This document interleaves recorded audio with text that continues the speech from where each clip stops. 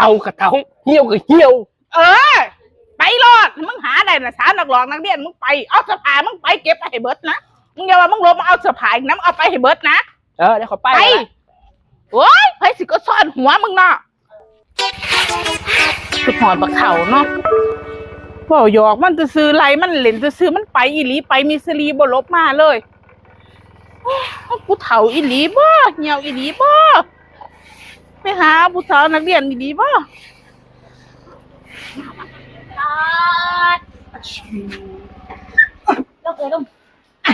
ผ้าผู้ใดละมาน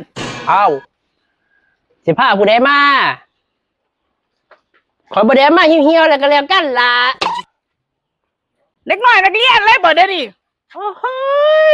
โอ้ยไปจ้างมันจะใส่เนาะบัดดิสิได้จ้างมาแต่ใส่บ่ได้จ้างแล้วมีแต่ผู้ขี้ไล่ก็สิเอามาน้ำก้นตัวอ้ายเมียอยู่ไสเมียอยู่ไสปากันแล้วปากันแล้วปากันแล้วโอ้ยปากันแล้วหาได้ซ้ำนี่บ่มีปัญญาหาได้ซ้ำนี่ขอเอารถมาส่งเจ้าซื่อๆดอกเอารถมาส่งเอารถมาส่งเจ้าซื่อพักกันย่างเมื่อติละบันเอาสิย่างเมื่อจะได้รถเก๋งเขาก็สิมาส่งมื้อนี้รถเก๋ง